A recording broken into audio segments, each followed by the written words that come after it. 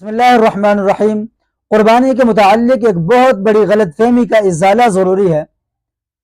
اکثر سوال یہ کیا جاتا ہے کہ اگر گھر کے سربراہ نے قربانی کر دی تو کیا سربراہ کی طرف سے قربانی کر دینا گھر کے اندر موجود دیگر افراد کی طرف سے بھی کفایت کر جاتا ہے، یا گھر کے اندر موجود ہر صاحب نصاب مرد عورت کے ذمے الگ الگ قربانی کرنا واجب ہے؟ یاد رکھیں، یہ ایک ایسا مسئلہ ہے جس کے بارے میں لوگ بہت بڑی غلط فہمی کا شکار ہیں۔ بعض لوگ یہ سمجھتے ہیں کہ اگر گھر کے سربراہ نے قربانی کر دی تو گھر کے اندر موجود تمام افراد کی طرف سے قربانی ہو جائے گی، اگرچہ بعض افراد جو ہے وہ صاحب نصاب ہی کیوں نہ ہوں۔ ان کا یہ سمجھنا شریعت مطہرہ کے حکم کے بالکل برعکس ہے۔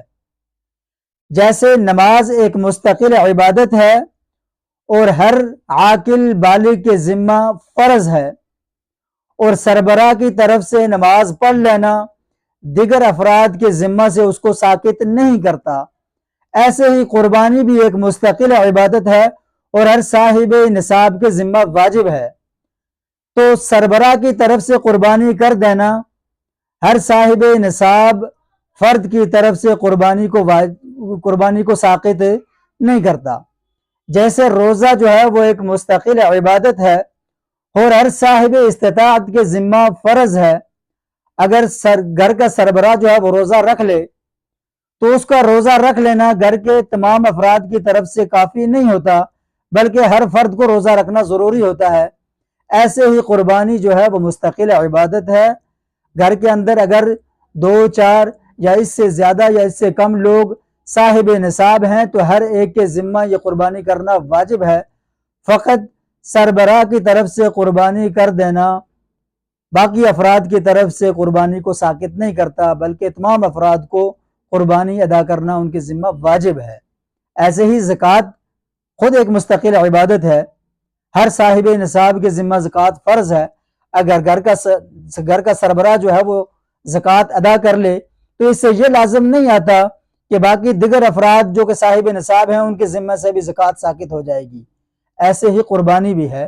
قربانی خود ایک مستقل عبادت ہے جو ہر صاحب نصاب کے ذمہ واجب ہے، جب تک وہ اپنے مال میں سے خود قربانی کو ادا نہیں کرے گا اس کے ذمہ سے واجب ساقط نہیں ہوگا۔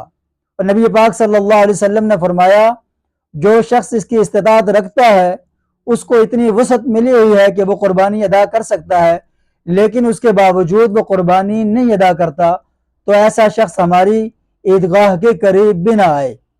تو اس حدیث سے آپ سمجھ لیں کہ کتنی بڑی وعید ہے اور قربانی کی کتنی بڑی فضیلت ہے کہ نبی پاک صلی اللہ علیہ وسلم فرماتے ہیں کہ باوجود وسعت کے اگر جو شخص قربانی نہیں کرتا تو وہ ہماری عیدگاہ کے قریب بھی نہ آئے۔ تو ہمیں صحیح مسائل کو سمجھ کر ان کے مطابق جو ہے وہ قربانی کی ادائیگی کرنی چاہیے۔ تو جو شخص صاحب نصاب ہے اس کے ذمہ لازم ہے کہ وہ قربانی کی ادائیگی کرے تاکہ اس کے ذمہ سے یہ وجوب ساقط ہو جائے۔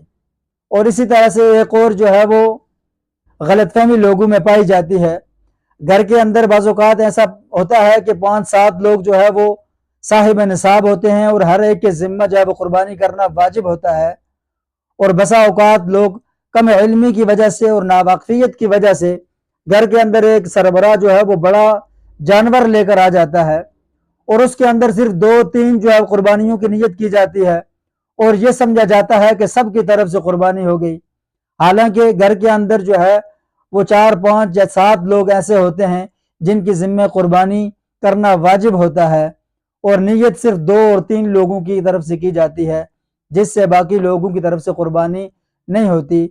تو ضروری یہ ہے کہ اگر بڑا جانور ہے تو اس کے اندر جتنے لوگ جو ہے وہ صاحب نصاب ہیں ان سب کی نیت کی جائے اور ان کا مستقل جو ہے وہ حصہ ہو تاکہ سب کی طرف سے جو ہے وجوب ساقط ہو جائے اور سب کی طرف سے قربانی ادا ہو جائے۔